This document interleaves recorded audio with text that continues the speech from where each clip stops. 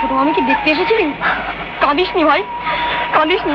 তুই দেখিস ছোট মামি একদিন ভালো হয়ে ফিরে আসবে, তুই দেখিস।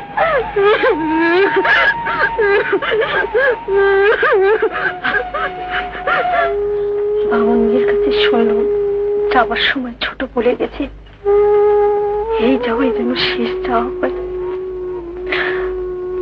মা দুর্গা করুন বাচ্চা আমার ভালোই ভালোই ফিরে এলে হয়। কাজটা তোমরা আগাগোড়াই ভালো করনি বড় বউ। আমার মাকে তোমরা কেউ চিনলে না। কিন্তু কই, সেও তো একবার দিদি বলে এলো না। তার ছেলেকে সে তো নিয়ে যেতে পারত, তাও তো এলো না। সেদিন অত খাটাখাটুনির পর ফিরে এলাম, উল্টে কতগুলো শব্দ কথা শুনিয়ে দিল। কত অভিমানে যে আমার মাও কথাগুলো বলেন তা শুধু আমি বুঝি।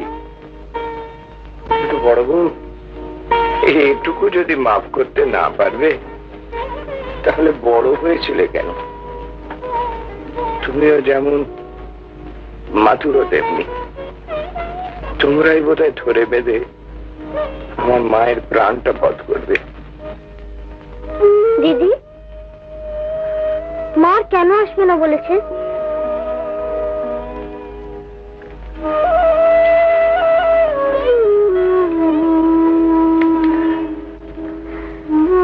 অমূল্য, যাবি তোর মার কাছে? তোর মা দাদামশাইয়ের বাড়ি গেছে রে, যা না।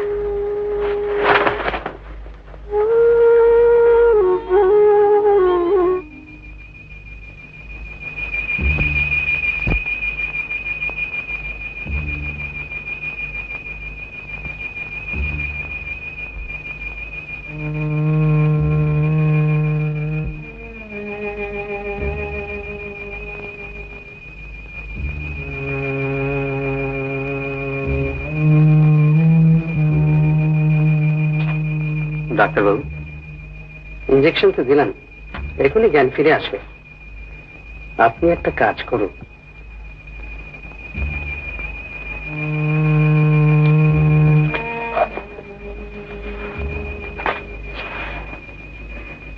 আপনি জামাইকে আসতে খবর দিন।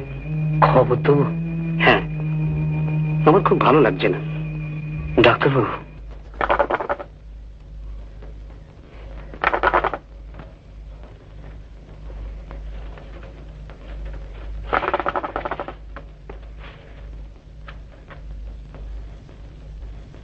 এখনো বসে আছো?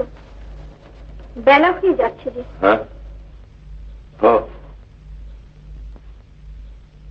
মনটা বড় খারাপ বড় বউ। কাল রাত্রে আমার মা যেন এই দরজার কাছে এসে দাঁড়িয়েছিলেন।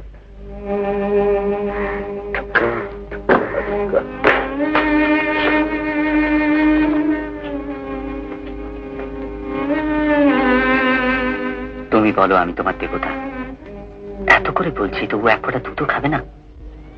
খেয়ে নাও লক্ষ্মীতে।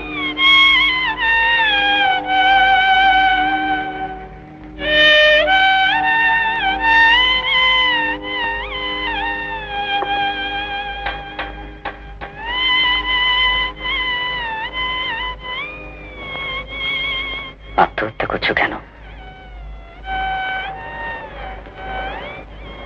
আমার যা কিছু সব অমূল্য, শুধু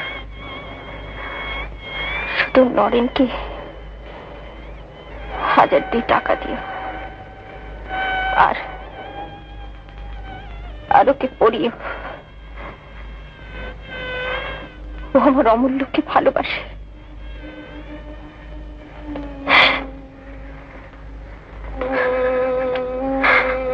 অমূল্য ছাড়া কেউ যেন আমাকে আগুন না দেয়।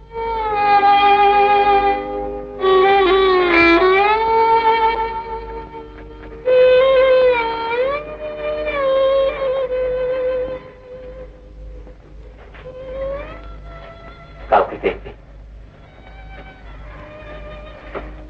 না, থাক। সে হবে না বিন্দু, আমাদের কথা তুমি শুনলে না, কিন্তু যার কথা তুমি ঠেলতে পারবে না তাকে আমি আনতে চললাম। কিন্তু শুধু একটা কথা আমার রেখো, ফিরে এসে যেন দেখতে পাই।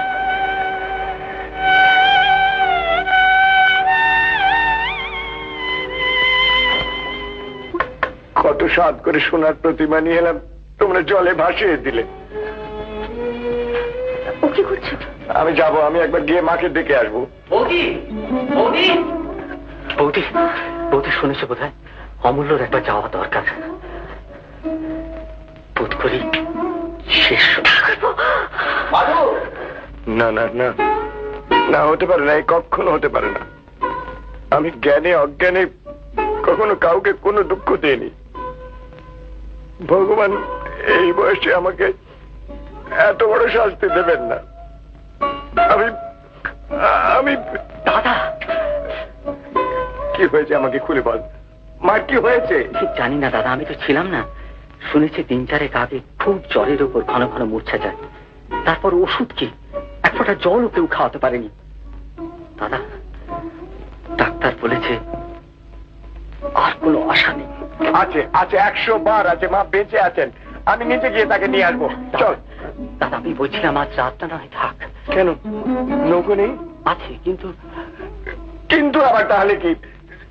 চল চলো করবো। আয় আমরা আমি যাবো না। যাবি নে? না না, আমি যাবো না, যাবো না, যাবো না। যাবি না?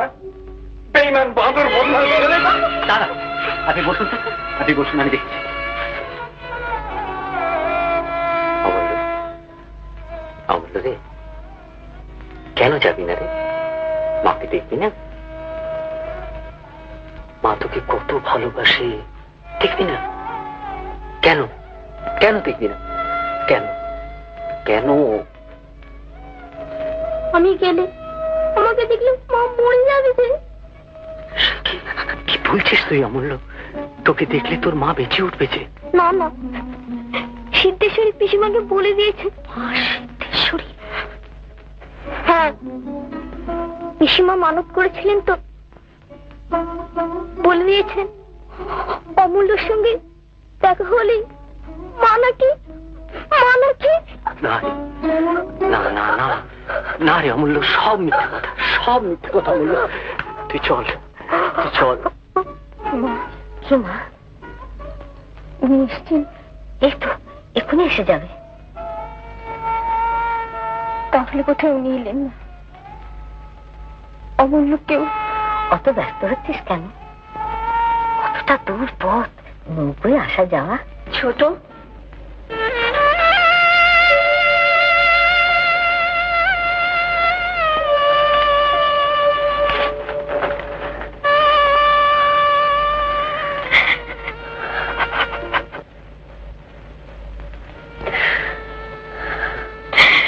ওষুধ খাসনি কেন রে ছোট? মরবি বলে?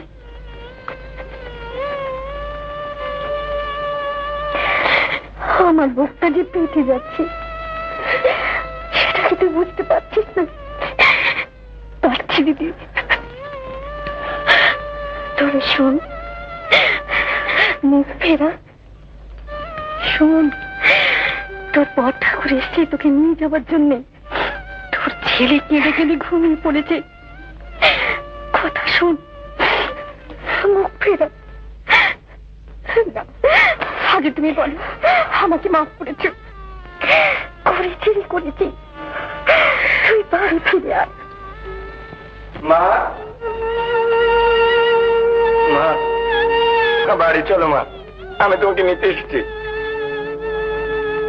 আর একদিন এখান থেকে আমার সংসারের লক্ষ্মীকে নিয়ে গিয়েছিলাম। আর যে আসতে হবে আমি ভাবতে পারিনি, কিন্তু যখন এসেছি মা, ভাই আমি তোমাকে নিয়ে যাবো, আর না হলে অমুক আর হব না। তুমি তো জানো মা, আমি মিথ্যে কথা বলি না।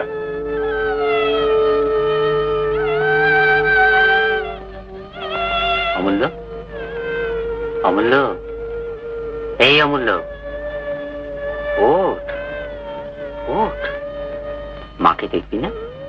মা? মা